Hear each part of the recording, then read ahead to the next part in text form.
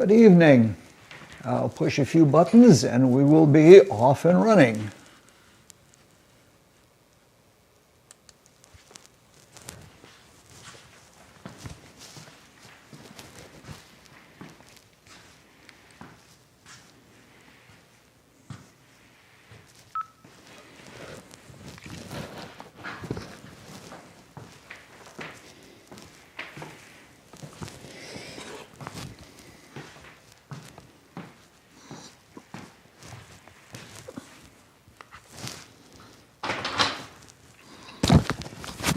So this evening we're going to begin first with some questions and comments. I think it's good that they come up. Some of the questions aren't perfectly relevant to what we're doing, but they're helpful to an understanding altogether. First question. In the lecture of February 3rd, 2022 of AstroDynamics, you said that Saturn rules Libra. I am confused. Thought Venus ruled Libra. Can you please elaborate? This question is from someone who is apparently not greatly familiar with astrology. I checked my notes, but I didn't check the video. But the word in the notes is exalted, not ruled. And there is a difference between exaltation and rulership. And that brings up a subject in astrology that is called the stations. And for the sake of people who are not familiar with this part of astrology, we'll do a little bit of a review. There are 4 stations commonly used in astrology. They are rulership, and rulership is sometimes called essential dignity. It is the most important of all of the stations. Then there is exaltation, and there is fall, and there is detriment. Now, rulership is the strongest positioning. It's the most important station. And the station of rulership, or essential dignity, has a spiritual power that the other stations do not have. And that power is such that if a planet rules a sign, anything that happens in that sign affects the ruler of that sign, no matter where it's located. It can be in another sign, it can be in another house. If anything happens astrologically in a sign, the ruler of that sign is activated. The converse is also true. If something happens to a planet, the sign or signs that it has essential dignity in are affected. Suppose something happens to Saturn. Saturn rules Capricorn and it rules Aquarius. Any planet which may happen to be in Capricorn, like Pluto now is, will be affected by anything that happens to Saturn. So this is a two-way interaction with rulership. That's very important because it is the only way in astrology that one can really get at what are called empty houses, houses that have no planets in them. Now, astrology there are 2 ways that planets can be understood. They can be understood directly by understanding the sign and the house that they are in. That is understanding of a house directly. But the ruler of the cusp of the house, if it's an empty house, is somewhere else in the horoscope, and whatever happens to it determines the character of the empty house that it rules. And that's very important. It's very important. What happens is a lot of new astrologers or younger astrologers only look at direct astrology. They look at where the planets are in the horoscope, and they work with that, and they work with that only. And that's a sad mistake, because sometimes an empty house, if it is ruled by a very strong planet, can be more important than a house that has a couple of planets in it. They have to weigh things out. So essential dignity means that a planet is itself. It has dignity in its own character. It is itself, being itself, and it is capable of expressing its divine power the best. Now, exaltation. Exaltation is a station wherein a special quality comes out of a planet. Though the power may be great in exaltation, it's not the same as dignity, because a planet in a position of exaltation cannot rule another. It cannot rule the house of the sign of its exaltation the way a dignified planet in dignity can. Let's take an example. The sun rules Leo, and the sun is exalted in Aries. Now, the sun in Leo, what comes out there is the general puissance of the sun. Its power comes out, it rules, and it dominates everything. This is when all the grain gets ripe. It gets turned from green to yellow because the dominance of the sun brings it that way. In Aries, where it is exalted, the special quality of the sun that comes out is vitality. It is that the surge of vitality or energy that comes with spring.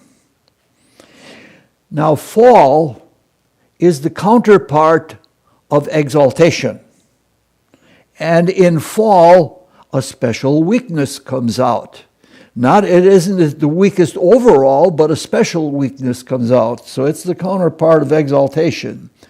Looking at our example with the sun has its fall in Libra or Libra.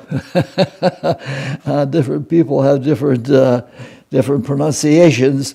And we even call that season fall. When the sun enters Libra, it is fall because the sun has entered in its fall.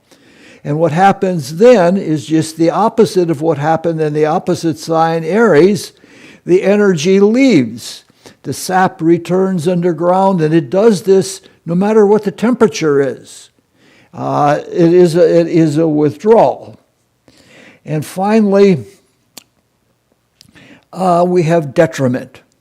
And detriment is the counterpart of essential dignity. In detriment, a planet is generally its weakest. It is most out of character. We're weak when we're out of character. Now the sun is in detriment in the sign opposite to Leo, which is Aquarius. And Aquarius is a sign of equality and democracy and things like that. And kings, which are ruled by the sun and Leo, kings don't do very well in democracy. All right, so we see that they have the opposites. Now, it has to be pointed out that the stations, while they add or detract from the strength of a planet, are not the strongest determinant of the strength of a planet. Usually aspectation and a lot of other things have to do with the general strength. But it is an element in determining the strength of a planet and what that strength is based in. I can give you an example from nature.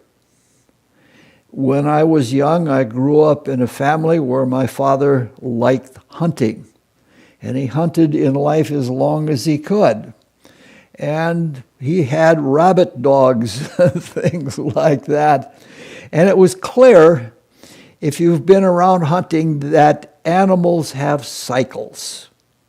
Some of the cycles are short and some of them are long. A planet, the Great Migration in the Serengeti is a manifestation of an annual cycle.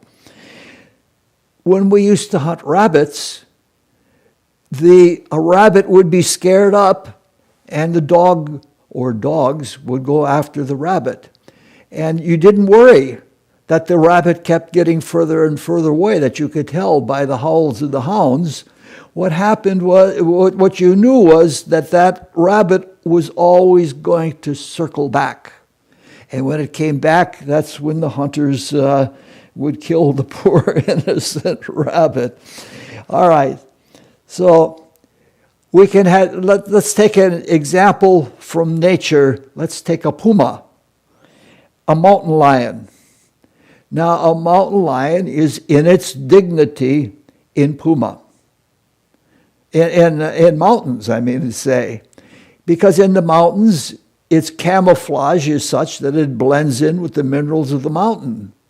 And in the open mountain, there is a lot of visuality. Like cats are not famed or not noted for their sense of scent the way dogs are. Dogs can smell all sorts of things. There's thousands of times more sensitive than humans. So there are rocks and things like that. The mountain lion can leap from them. That's the dignity of the mountain lion. If it's in a forest, that's its exaltation. In a forest, it can leap from trees and it can pounce in leaping. So a special quality of the puma comes out in such a locale. It's not at its best because visuality isn't high in a forest, and its colors don't really blend in with the greens of the forest. Then if you take a brush area, something like you find in Patagonia or places like that where there's nothing but brush, or a low brush forest in the United States, a mountain lion is at a disadvantage there because it can't see well. And in that way, it is in its fall. Its lack of vision is what causes it to be in its fall. But it is generally weakest if it's in a tall grass, wet marsh. You can't leap from mud very easily, and you can't see much if you're in tall grass. So that gives you the idea of the stations. The mountain being the dignity or rulership, the forest being the exaltation, the brushlands as a fall, and a wet grass marsh, tall grass marsh would be like its detriment. Now,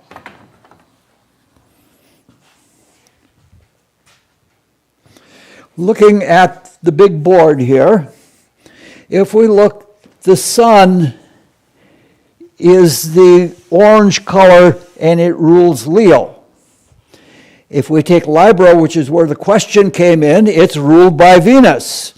And in these bands toward the center, the outermost band is the rulership. The next band inward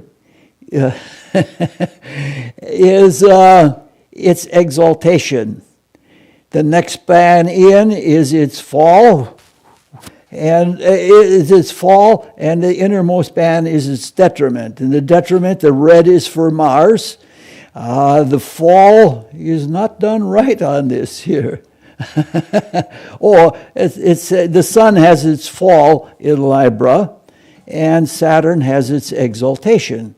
So this is the color of Saturn. I don't know how well you can see this, but you can see that all of these things are indicated in this. I should sometimes have a series of lectures on all of the things that are in this big board, because there are all kinds of things in there.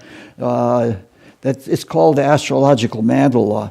Sometime we'll do that. All right. That's the first question. The second is a comment, and it's not a question. The second comment is, this is not a question, but rather a comment, confusing bacillar pneumonia and appendicitis in children, especially young children, happens. There is an old article that mentions this, and then there's a link to something from the NIH talking about this confusion. And that's a big relief to me. I have jaundiced views of medicine anyway. I'm very careful about it, but for years I've been thinking that they made a great blunder, but now I see that it wasn't a great blunder. And if any of you want that link to the NIH, just let me know and I'll send it to you by email. We all, you know what the email address is. All right. Now comes a question that is going to get a very unsatisfactory answer. About generalized anxiety, not specifically related to the cautions of old age. What do you think is behind this spiritually? Is there such a thing as people having a memory of the past afterlife, like in purgatory, and the suffering or punishment there? And is this causing an innate fear? Is there anxiety or fearfulness in purgatory? There's several questions all run together. Now, like a lot of other things, generalized anxiety is a consequence of having made poor decisions. That's individually or collectively. We are in a state of materialistic blindness. We're almost completely shut off from the inner spiritual worlds. And this is because collectively we have made bad decisions. And the results of them have put us in a place that we're really out of our true nature, which is spiritual. Most people nowadays think this material world and life here is all there is. And so when they're thinking about the end of it, they have a sort of a dread. And even among the people who believe in an afterlife, they have materialistic beliefs about it. Many do not see that there is a divine justice. They see injustice happening in the world, and they don't understand that causes run over thousands of years before they are sometimes right. Now, because of this isolation from true security, there is an anxiousness that everybody has, and there's a dread that everybody has, or not everybody, but most people.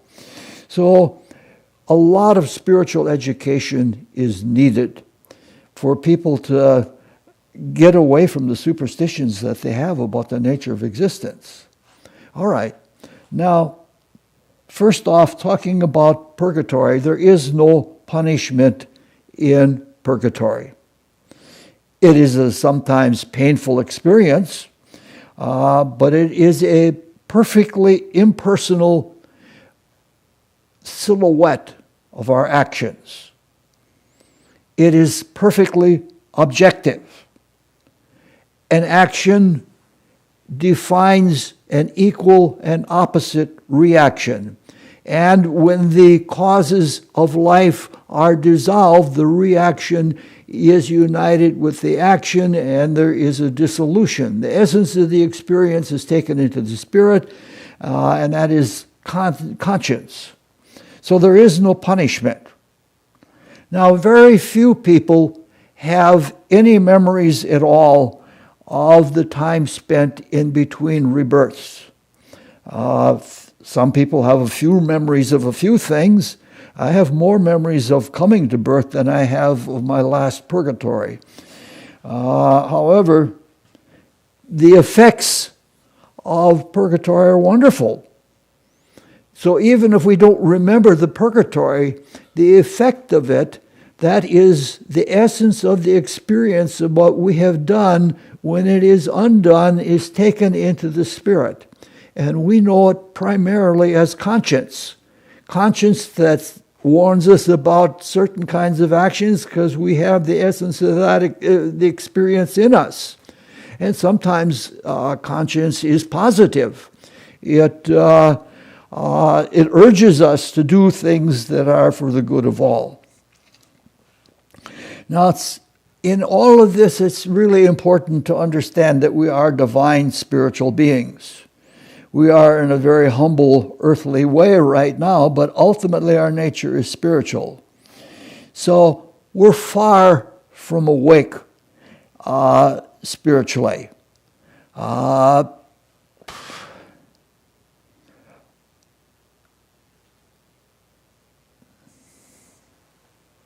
I'm lost in my notes here. So we're far from awake spiritually, but we do sense. We have, for example, spiritual longings, and those spiritual longings bring us to religions and other activities that will connect us with something that we have mostly forgotten. And we have memories of the fact that we are divine beings that have made errors. And a lot of those memories or that awareness has a sort of a dread about it. We all know that we have screwed up, and we don't think of our actions as ultimately being positive when we have worked them out and transformed them into something positive, and we've gotten the essence out of all of the experience in that process.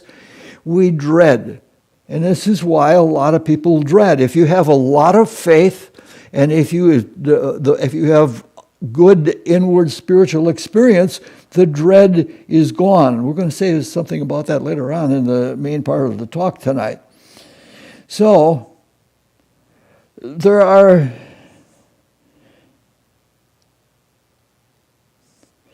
how to deal with the anxiety, fear, and worry, and things like that. It's one of the hardest things for people who do spiritual healing work find that that's one of the hardest things to deal with. It's hard to break up. It's described that a shield develops in the aura, and in that shield of trying to protect oneself in this experience of dread, it's very hard to do that. The way that is best is example. If you are a person who is fearful and anxious, if you are exposed to examples of people who are going through the same kind of thing that you have anxiety about, and they're perfectly positive about it, and they just go ahead and take life as it comes, and they move forward in that way. So that, as far as I've, in my experience in life, example, seeing somebody walk through what you're afraid of and that you're anxious about coming up is something that is the best way to relieve it. It's experience. You're not directly experiencing it yourself, but you're seeing someone else experience. Yes, there are fear and worry and anxiety in purgatory. That was one of the sub-questions. Because it is an emotion, and it is an emotion that we have built into our emotional nature. And it is an emotion that has to be discharged. And so that has to go poof and be discharged by experiencing what it did to us by what we have put out. When it comes back to us, we see it, and when we see it through to what it is, which is really not as bad as we thought it was, that it gets cleared up. It's harder to see things like that, though.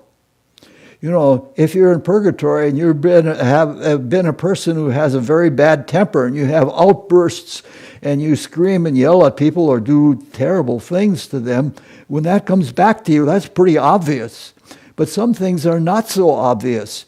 And fears and anxieties are not so obvious. A lot of people who are undergoing things like that think that it's all factual. They're looking at the facts are outside of them and not realizing the fears that they have attached to them.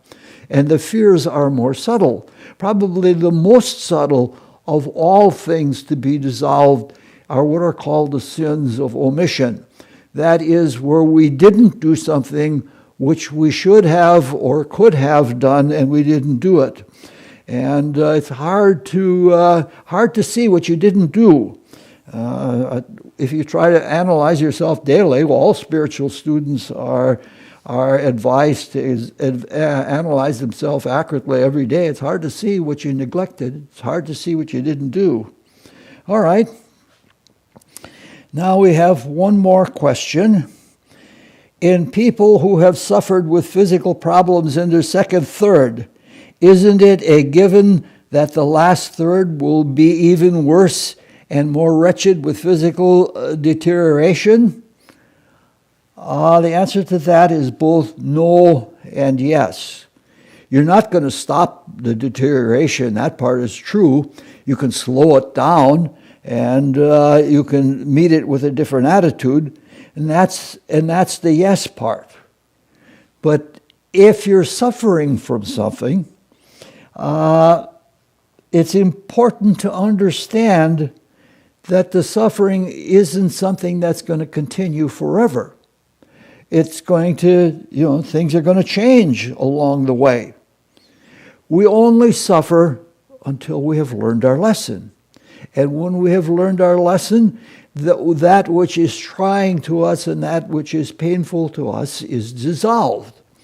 I've seen instances where people who neglected their personal being in the middle part of life and suffered quite a bit, and people who have made moral mistakes in the middle part of their life somehow wake up and they change the way they treat their person and what they do in the world. And when that happens, they live the latter part of their life, the latter third of their life is a pretty pleasant thing. So it isn't a foregone condition that the third of life is going to be worse. A lot of things you learn to work through. So attitudes can be changed even if conditions can't. If you broke a bone and it never set properly, you're not going to. The bone isn't going to fix itself, but the suffering that you have from it can be mitigated by your attitude, and you put it into your consciousness that I'm not going to do this kind of thing again in the next part of life, and I mean the next life coming around. And in most cases, it changes is more than enough to make the third of life pleasant. If you've worked for it and prepared for it, the third of life can be a pretty positive experience.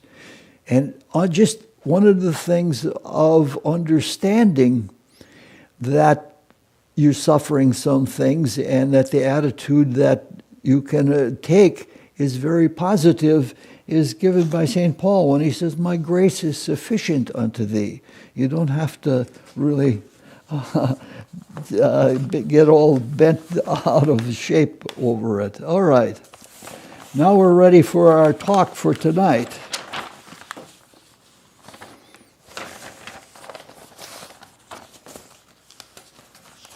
It's going to be a little long tonight. We're ready to look at this astrology of thirds of life from a new point of view. This is the third way that we've done this. So this is the third way, and we have 2 more to go. We may do them next time, both in the next time, but my guess is that we're going to have to do it in 2 more times.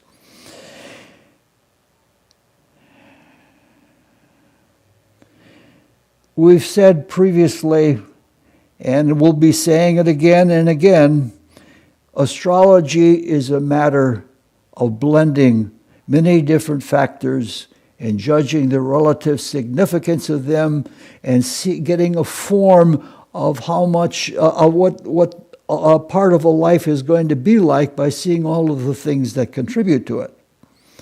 Within reason, the more ways that you can look at things, the more complete your understanding will be, and the less likely you are to miss things. It is very often we overlook things and miss things, and so this is why we're going to have 5 different ways to look at the 3/3 of life, and sometimes one will apply, sometimes another, but if you have all of them, you're not going to miss something, and you can weigh and get a picture of what the thirds of life are going to be like. Now this time, we return to progressions. The first third, we looked at the progressed moon, and then the next time we looked at the first third, for the thirds, we looked at the transiting Saturn, the famous Saturn cycle. And now we're returning to progressions, and we're going to look at the progressions of the sun. And what we're going to do is not an exhaustive study of solar progressions. We'll do that eventually on and on, as long as, if we ever get that far in these talks. But what we're looking at now is progressions of the sun relatives to understanding the thirds of life, relative to understanding what our life is all about. Now, the progressed sun will have progressed 30 degrees in approximately 30 years.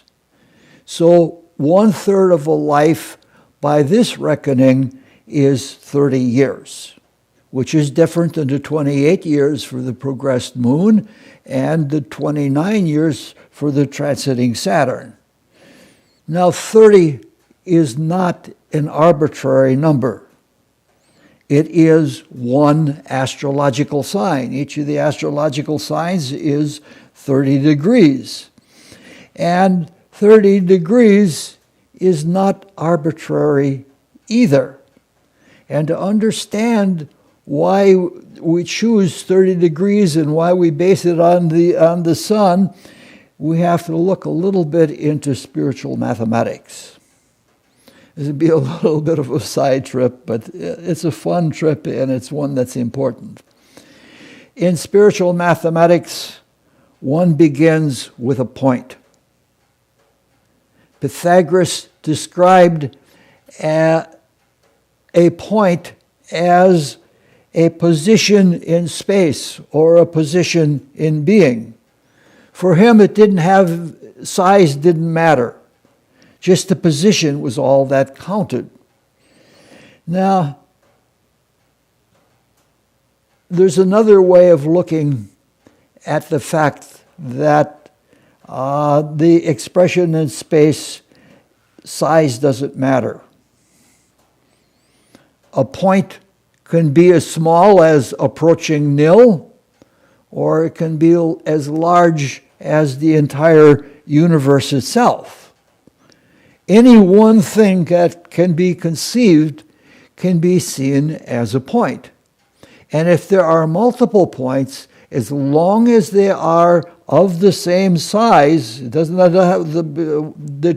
matter what the size is, but as long as they're all the same, you can come to an understanding of being in space.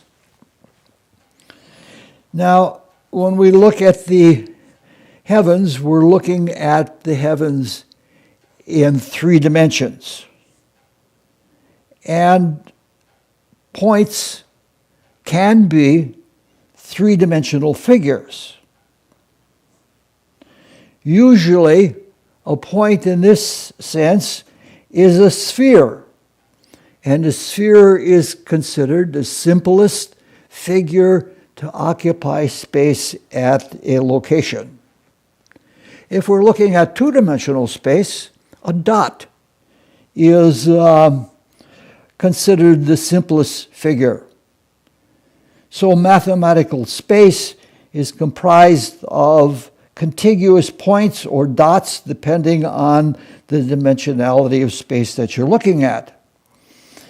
Now, if the points are contiguous, as they are in mathematical space or the basic idea of space, if all the points are contiguous, touching each other, there are limits. There are arbitrary limits that determine the nature of space. Now let's start first with two-dimensional space. If we make dots and they're contiguous, if we take one dot, the greatest number of continuous dots of the same size that can surround that one dot contiguously are 6. So you might say there is a kind of an atom or a fundamental figure of 6 around the 7th. You can have less, but then there's a gap. But the most dots that you can have around a central dot are 6 around the 7th. Now you can expand this. If you have 6 around the 7th, you have sort of like an atom. And you can take those atoms and you can put them contiguously around each other, and it becomes another 6 around the 7th, and you have sort of an octavation like that. Now, and the octavation of a necessary figure in space is unlimited. You can have as many octaves 6 around the 7th as you want to have. All you have to do is sustain it in your consciousness, which is what the creation is all about. Now, we said we're looking at the heavens in 3 dimensions, and we want to take the same process in 3 dimensions. Now, if we have spheres of any size, as long as they're the same size doesn't matter. The most spheres that you can have surrounding a central sphere are 12 around the 13th. This is natural. This is not something artificial made up. This is a reality. This isn't even an abstract mathematical system that that is just merely a conception. This is a reality. You can only have 12 around the 13th. If you look at that in linear things, it's called a dodecahedron. 12 faces all of the same size. So this is the most efficient way of occupying 3-dimensional space with forms of the same dimensions. Spirit manifests itself in matter in the most efficient way possible. The shape of our bones are optimal to have the greatest amount of strength with the least amount of weight, so that they're both strong and light. The bones of our legs, for example, or the bones in the wings of a bird, they're the most efficient that can be. So there's a great beauty in all of this. And it is, what we're talking about is necessary as far as the nature of space is concerned. Now, when you have 12 around the 13th, that one thing is 13th in the middle is the object of attention. And that object of attention can be seen from 12 points of view. And that's the basic idea of 12 around the 13th. And that produces a figure. Geometrically, in linear geometry, it is a dodecahedron. And there's a character to that. The whole zodiac has a character to it because it's also 12 around the 13th, but we'll come to that more in a little bit. But the character of 12 around the 13th is a complete understanding from all possible points of view. That's the idea. Different people have loved different kinds of figures. Plato loved the cube. He thought it was the most perfect thing of all, and he loved to look at cubes. I don't understand that at all. I like a tetrahedron where all the faces are equilateral triangles, and mathematically Of all of the regular geometric figures, there are 5 of them, the only one that can be carried into n dimensions, not 2 dimensions or 3 dimensions, but into n dimensions, the only one is the tetrahedron. I think that Plato had a certain amount of reactionary qualities to him, and he wanted that kept in line kind of justice. All right, so we have 12 points of view as a basic natural idea.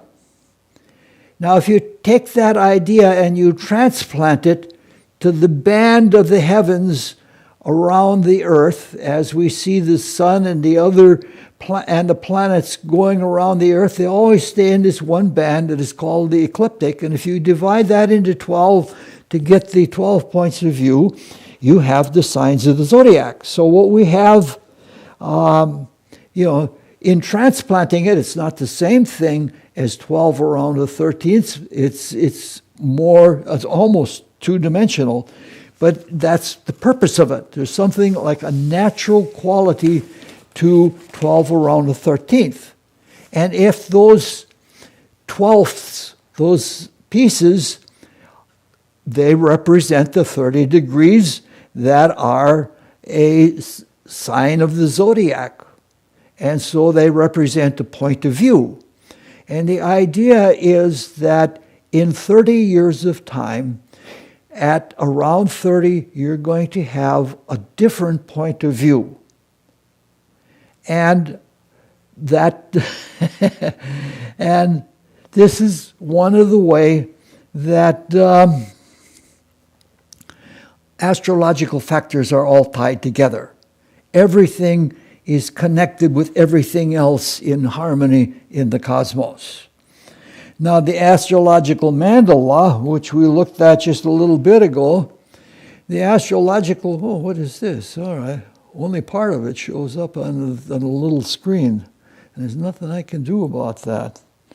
The astrological mandala has all of the things, the oppositions and opposites of dignities and detriments and other things, but the astrological mandala has everything in it. So it has the 12 points of view from the 12 signs of the zodiac. But actually, it has also the aspects. The start of the zodiac, if you put it here, if you go 30 degrees away, you have the semi-sextile. If you go 60 degrees away, you have the sextile. So the basic ideas of points of view are ways that you can understand the aspects which are the tools of consciousness that an individual applies to spiritual life. I'd like to someday do a series of talks on the astrological mandala, but I don't know if there's going to be time in life for me to do that. You begin to think about things like that. When you get up in age, you say, well, am I going to be able to do this? And you see whether you can or can't. All right, back on track now. Now, if we're using this kind of thinking in terms of a third of life, we have a fundamental measure of consciousness changed in 30 years. And what now we want to do is we want to break up those 30, that sector of 30 degrees, we want to break that up into subunits. And that brings us back to points. But the points that are used on the zodiac are the 30 degrees themselves. Each year, the sun progresses 1 degree. So, roughly speaking, days and degrees of the zodiac are a kind of equivalence in terms of progression in time. Now, this can be applied in several different ways. We have in our folk language, we have things like, well, tomorrow is another day. Or we have people who say, every day presents new opportunities. And those are ways of looking at days, and they also apply to years. So each year has a special, unique quality to it. Now, the degrees of the zodiac can be individualized, and several astrologers have tried to do it. One of them was a famous astrologer called Mark Edmund Jones. He wrote a book called The Sabian Symbols in Astrology. And he broke the zodiac into 360 different degrees. And he gives a symbol for each degree of the zodiac. And then he gives interpretations with the sun and various planets in each of those degrees. He wasn't really exhaustive about it, but just gave some good ideas. And he used 1,000 famous horoscopes to do this. Now, the idea sounds very good, but there are plenty of questions about it. In the first place, the symbols for each degree were supposedly taken from the ancient Sabians, who had a form of astrological worship, or their whole life was astrological in orientation. They are no doubt considered astrology now, but that's what Mark Edmund Jones thought he was doing. But what he was doing, he was using a medium, a spirit medium, in order to get these symbols. And that automatically makes the whole process suspect, because mediums are not reliable for what they do. So the question you want to ask, the proof of the pudding is in the eating, so you ask the question, does it work?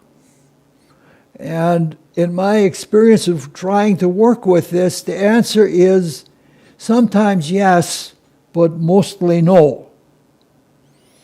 Now, there are people who have very strong beliefs and practice their whole astrology using the Sabian symbols given by Mark Edmund Jones, and I've seen these people tend to stretch interpretations to make it that the Sabian symbol was right all the way. Now, the thing is I have 2 and maybe even 3 other books that give symbols for each of the degrees of the zodiac, either symbols or phrases or something like that.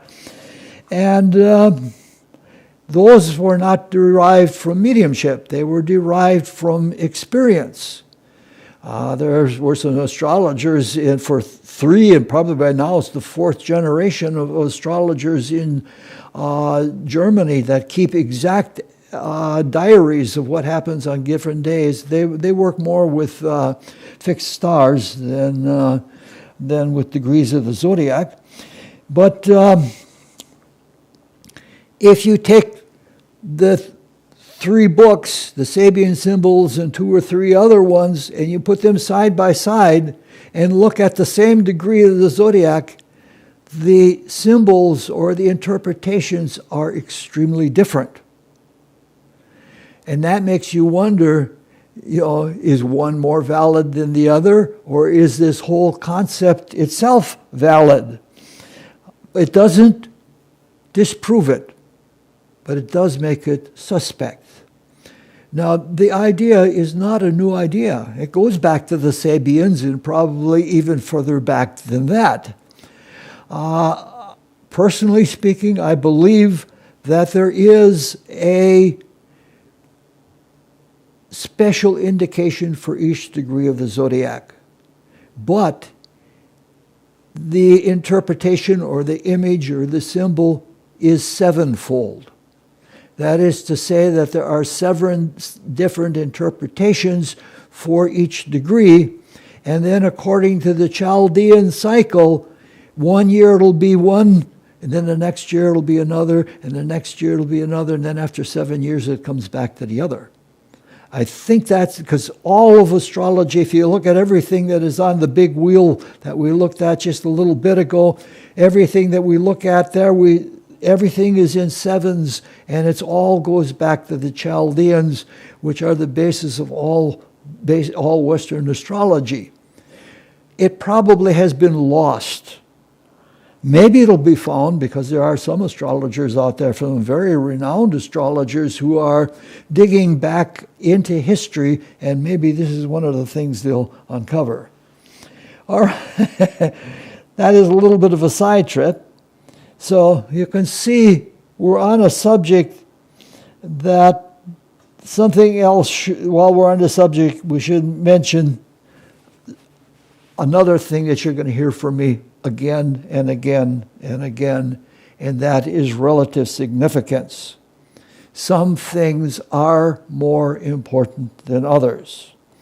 And in order to get a true, or as true as possible, understanding of an individual in a horoscope, you have to take in all of the factors and weigh them according to their relative significance.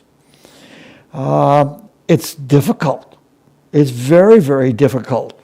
What happens is some astrologers, because they have experience with some things, overrate the things that they have experience with, rather than weighing everything with an objective understanding.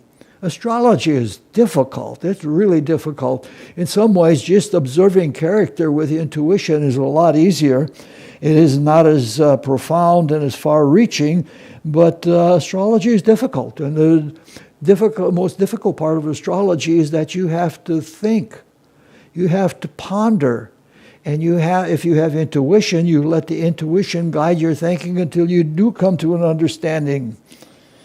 But so, what I find from people who practice Sabian symbols or other degree symbols is they're looking for something ready-made.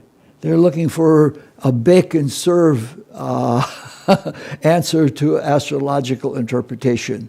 They don't want to think and look into things with depth that requires a lot of work, and so they want something quick and easy. And so that's the type of person that I find that is most commonly attracted to Sabian symbols. Aries is a sign that wants that instantly. I demand to have it now, and I've seen that a lot with Sabian symbols. All right.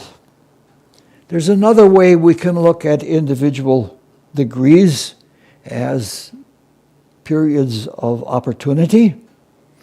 Each time the Earth enters a new degree, it's possible that it could culminate an aspect. And if it culminates an aspect, that means there's an action, and that action is likely to be significant. And that possibility in itself and the aspects in each of the thirds of life has a meaning relative to what you're doing in that particular third of life. So it's important that each year or each degree of the zodiac be looked at. Even minor aspects or aspects by other planets involving the sun are important in each of the thirds of life. All right. We've gotten to understand the 30 degrees, and we've got a little bit of an understanding of single degrees, and that leaves us to the next thing in store in order to understand what we're trying to get with this division by thirds, and that is the sun. Now we're going to talk about this in an exceedingly brief and fast way. In all of this course on AstroDynamics, I'm just running things out. I'm running them out really fast, and it will be up to the student to ponder, to carry out the thinking in full, and to look at the applications. I can't do everything, and I don't want this course to last 30 years, though I probably would have a different point of view by the end of 30 years. All right, let's begin with a common experience.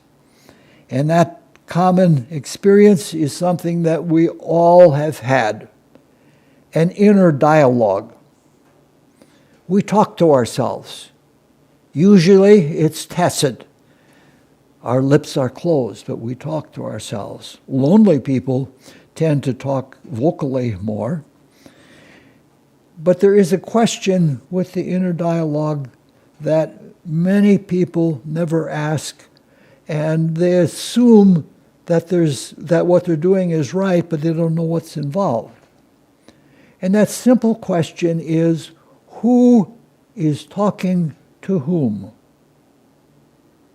Now, a simple answer to this question, which is what it's going to be tonight, is that there are two aspects to identity. And those two aspects of identity have character of their own, and they are speaking with each other. Now, at this point, things get very deep and very complicated. And let's keep it simple, and let's keep it experiential. With many experiences of the phenomenon of internal dialogue, it becomes clear to most people that the one aspect is higher. It is greater. It is divine, while the other is more prosaic, and it's more close to everyday life. In general, the lower, the one that is more personal to daily life, usually asks questions, and the higher gives answers. But that isn't the only way it works, but the dialogue is like that. Now, mysticism understands this very well, because this distinction is essential to spiritual evolution and to individual spiritual development. In simple terminology, the higher nature is called the self, with a capital S. And the closer, the more human element is called the ego with a small e, not with a large e. With a capital E, it usually means the same thing as self. Now, some people call it personal ego, and a lot of people call it other things. There are a lot of names for both points of view. So the self is the divine part, and the ego is the all-too-human part. Now, we tend to be in awe of the divine part, even if we don't like what the admonishment it gives us or the goals it has us do, but we are not very conscious of it. It is awesome, the things that come to us from our more divine being, but we realize that our consciousness relative to the self is like a little tiny isle in a vast ocean of self. So we understand that. The human part, we're much more at home with. So much that we take the human part for granted. Even though consciousness, the most of the consciousness we have is in that personal ego. It's precious because we are conscious. The consciousness may be tainted and it may be skewed one way or another, but still to be conscious of something and to be able to test our consciousness is a wonderful, wonderful thing. We take it for granted. And with a lot of people, when they understand that there is a self, look down on the personal ego, which is not right. They're just two aspects of the same thing. And you can't belittle one aspect and hope to have a healthy view of the whole. All right. The human part is the most tainted. There is some taint in the higher part but that is negligible and is curable. Grace does that. So we have our individual being. We can call it a self-ego. And it's at the center of our being, and it's at the center of our evolution at this time. Now, without getting into too much technicality, there are three things about the self-ego, this combined unit. One is the spiritualization of the ego, or you might say the selfification of the ego, which means to say the spirit is drawing into the ego and all of the personal aspects of our being, and they are evolving. At the same time, there is an egoification, or there is a spiritualization of matter.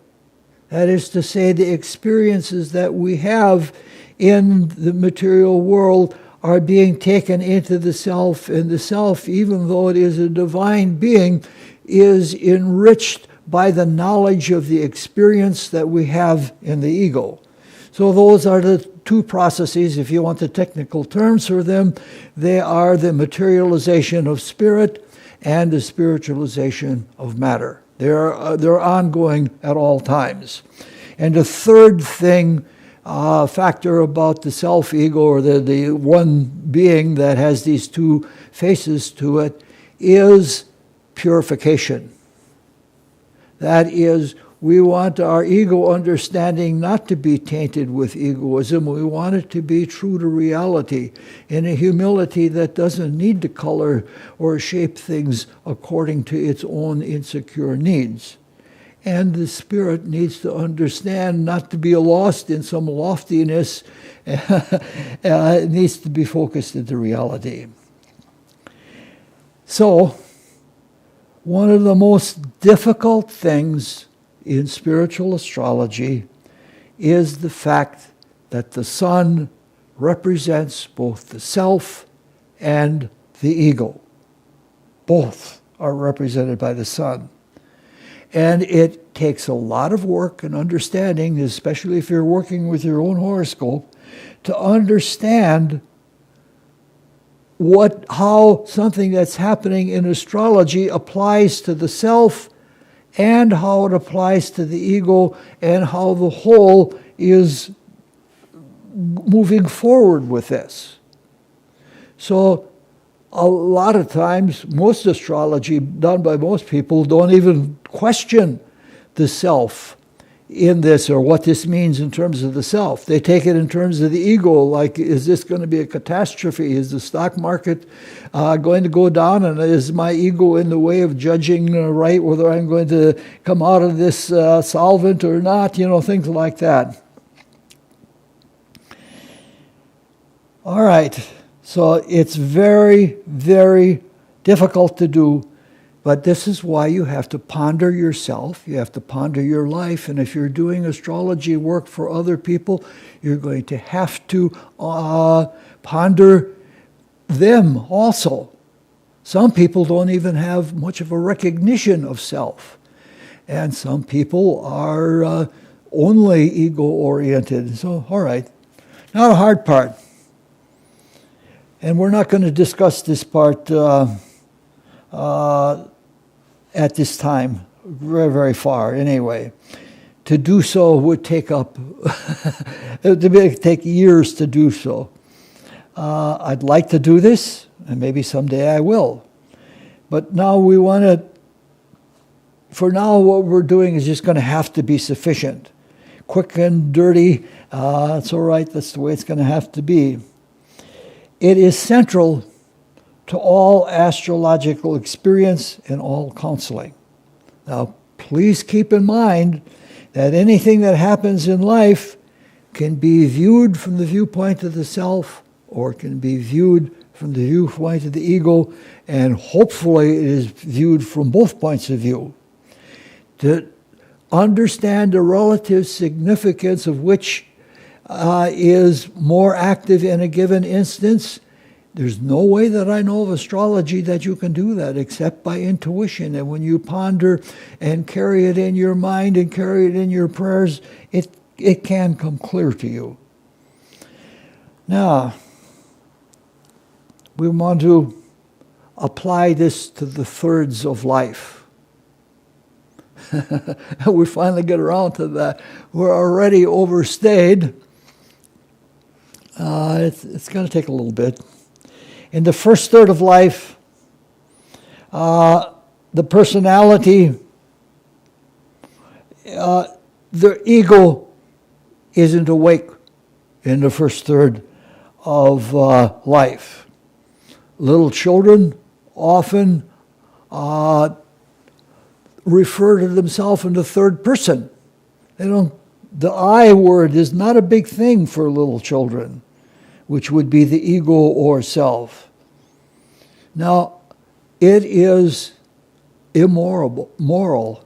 It is a horrible thing to force a child into self-consciousness at too early of an age.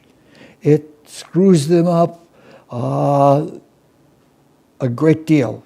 It's almost sure to skew the development of both ego and self. So, parenting children have to be prepared to exercise the third person with children when working with children. See, what you're doing in the first third of life is you're preparing the personality for the ego to be awakened and to enter into it, and you're trying to do that with the least amount of damage to either the ego or the personality. Now, this is something that's outside of the intent of these talks. Again, only observation and thinking and pondering this is the way you're going to do this. One word of caution: astrology for children or people in developmental ages is different than astrology for adults. Now, we've been saying in this talk this evening that each day of each third of life is an opportunity, and that applies to the first third of life. And this is obvious. It's obvious to people who have had parents. I haven't had children, but a lot of my friends have, and they talk about the terrible twos. So when a child is 2 years old going toward 3, they're little tyrants in some ways. They're called the terrible twos. And when you get to around 14 and a few years thereafter, you have the ennui that teenagers have. And so you can see that you can see these things. Now, we'll talk a little bit about individual years about 3 talks from now, which will probably be in June, though it could be a delay and it could come later. And there are variations in the ways that one can look at this. But the important thing to remember is that we are preparing the little personality or the immature personality to receive ego without becoming an egoist or without putting down their ego nature. We're preparing the personality to receive that, and that can be determined from the natal horoscope and the different degrees, or the different ages, 1, 2, 3, such and so on.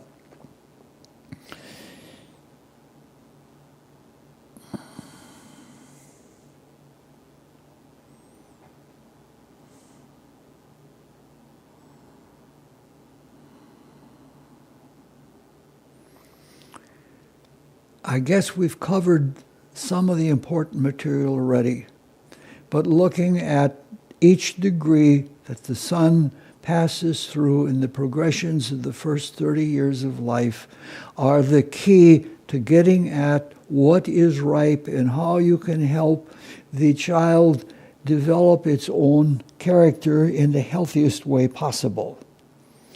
Unfortunately, I'm not going to be able to give any examples of this in these talks because that would make everything way too long again. In specific cases, in rare cases, if somebody is listening to these talks and wants help with their child, I have little time, but I'm willing to do some of that. One person has already applied, and I will be working with that individual, and try to apply it as she helps her son to grow. But everybody needs to remember I'm limited. I'm not, All right. Astrology applied to the second third of life is the most frequent use of astrology. It's no longer preparational. The preparation is done in the first third. Now, most astrology, even though we say that most astrology is about what takes place in the second third of life, I don't like the idea of readings because astrological readings are counterproductive. You don't want to tell somebody what they are and what their life means. That's an insult to them. And if you tell them what they are, that's like painting them. And then they're stuck in a straitjacket of what you have put on them. In terms of character development, it's suffocating. The best that a person can do is to help people to discover what they are all about. And that's the way astrological work should be done. And that usually involves solving life problems. Now, in the second third of life, the specific years have qualities to them, but they're not as distinct, and they're not as important as they are in the first third of life. There are things that this ties together with other things. There are problems in the second third of life that coincide with what we discovered before. When one undergoes a midlife crisis, and when Uranus gets opposite to Uranus, and that gives you a key to understanding that's second third of life. That's one way that there is a coincidence. And the same thing with the other things we've looked at, the progressed moon and the transiting Saturn. So you have to put all of these things together is what I'm trying to say in order to get an understanding of this. All right. Without the degrees, individual degrees being as signal as they are in the first third of life, the progressed sun becomes of greatest importance. And the aspects that the progressed sun makes to the natal positions of other planets and cusps and things like that, along with the transits, are most important. Now it's obvious in the middle third of life, if we're looking at life itself, is that we grow through problems. A life that has no problems, I don't even think that's possible, but a life that would have no problems would not have much spiritual growth. If a problem is difficult, there is the potential for greater growth. I think of Stephen Hawking. What a tremendous problem he had just coping to stay alive, and the growth that he had because of that in terms of his character, in terms of his selfhood through the middle of his life, was just wonderful. Now the problem with problems is that they absorb one's attention because you have to solve them. A person can be obsessed with a problem. It happens with artists a lot. They have an artistic problem, they become obsessed with it, and they can't do anything but work on that. So it is possible for one to lose one's self in a problem. And to some extent, if a person is sincere, That's a danger. But if you don't, you have to give yourself to a problem. You apply yourself, like the sun gives itself to all of the things that are dependent on it. Plants, animals, everything is dependent on it. So the importance in the second third of life is distinguishing when the individual whose horoscope it is, when they are losing themselves to a problem, or when they are giving themselves to a problem, when they're sincere and when they're not sincere. The sun is often the indicator of sincerity. Now, it's obviously that giving oneself to a problem without becoming absorbed by it is more desirable. So, in the second solar cycle, for the self and ego development, it's very important to understand what you're doing. And there are simple questions that you can ask that are not necessarily astrological questions, but the astrology of the situation can be framed in these simple questions. Questions are like, what am I doing? You know, sometimes you can, suppose you're in a business with several other people, and there is contention inside the business, and you can get so wrapped up in that you don't realize what you're doing, what your actions are, or what the purposes of what you're doing are. And that's the kind of question that you want to ask someone if you're working with the second third of life. What am I doing? Another question to ask is, am I too self-centered? We each do have a point of view, but we can get stuck in that point of view and not see other points of view. And another can be, am I too self-sacrificing and not satisfying myself enough? Some people become sacrificial to the point that they lose sense of what they're sacrificing themselves to. Happens with children a lot. So these are the things that when you ask these questions, it's part of that internal dialogue. And you're bringing the self, you're bringing your higher nature into your ego nature and applying it to that end. All right, we're coming down to the end. Oh, we'll get there before an hour and a half. This carries us into the third third of life.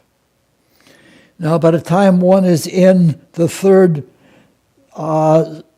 solar cycle, you can think like Hamlet. I'm tired of the uses of this world. The worldly things don't mean so much to you. Accomplishment has its own dissatisfaction. You've accomplished something in your artistic work or in your business or in your community. You've done something. When you've accomplished that, there's a sort of a dissatisfaction. And you ask yourself, what now? What's the next thing that comes? And in the third third of life, one wants more than just the world, whether it's a political world or whether it is an athletic world or whatever. And the thing that one wants more of is purpose. One wants purposeful living. I may have created this wonderful business, but what purpose is there in that? When you were absorbed in that, in the second third of life, that was important because you were able to fulfill that. You were able to do that. That's what you gave to the world. But in the third third of life, you want more. You want to understand something that goes beyond that. You begin to understand that as you come to accomplishment. You begin to understand that there's something more beyond this, and that's what one wants. So consciousness is more oriented toward self in the third third, whereas in the second third it's more oriented toward ego. Like what hinges on me? So self thrives on universals. on intangible things, on things that are abstract. Now, elderly people are sometimes accused of being too laid back, being too Jupiterian, because they won't dive into worldly things the way they did before. And that's a misjudgment. It's that they don't take the world or concrete things too seriously. They take them as a subset of something that is much greater. So, what the ideal is to get to interpret the horoscope and life in the third of life relative to the positionings of the sun, is to understand purpose. Now, in the astrology of this, the individual years do not really count. They're even less important than they are in the third of life. And even a lot of ego things seem to fade in the third of life. And sometimes they're faded because they've been humbled, they've been humiliated by the things of life that have taken all the corners off, so that you're now a more smooth kind of individual. Now, so the individual degrees are not as important, and to some extent, not even the aspects are as important. What happens is that when there are events, illness is a big one when you're older, but the illness, to be able to understand them in terms of something bigger, is what really counts. And when you do that, if you're suffering, and you can see the suffering in terms of something more universal, and see it in a larger picture, you can live with the suffering, and you can probably even thrive in it and be useful to the world, not in the way that you were in the third, but you can be useful to the world in inspiration in that third. And you do that with a Saturnian kind of stoicism. We remember way back in the beginning when we started talking about the first half of life and the second half of life, the first thirds of life being in the middle of life it's the sun and the moon, and the third of life it's Saturn and Jupiter, and that's the way it works out. We can see that in detail now. So, what do we do astrologically in the third of life if we don't do anything with the individual years, and not so much with the individual aspects, and focus that way astrologically? You go into central purpose. There is a realization with purpose that you have a part in a greater purpose. And that sun, if you want a keyword for the sun throughout astrology, but especially in the third of life, that keyword is central purpose. All of the other planets go on their orbits, and they go forward and back, and they interact with each other. But the sun, in this level, represents central purpose. It's not just simple sun sign astrology, but it is delving as deeply as you can delve into the qualities of the sun in the horoscope. You can look at all of the things in the sun in the horoscope and understand them in terms of purpose. And that is very satisfying, and that is fulfilling, and that is a well whose depth it's hard to plumb. I'm in the third of life now. I'm pretty deeply into it. I'm closer to the third of life than the third. And central purpose occupies more of my consciousness as time goes on. All right. It's when we do this, we no longer look at the sun as an astrological factor. We look at the sun as a star. When you look at the sun as a star, you're getting it in the sense of the bigger purpose of galaxies and galactic clusters and things like that. And there's no end to the depth of central spiritual understanding. I'm pooped. That's enough for tonight. Thank you very much. I had a good time. I hope you did too. And I'm sure that from some of the things that I said and slipped over really quickly, there'll be a lot of questions in the future. That's all right. I like the questions. Have a good night.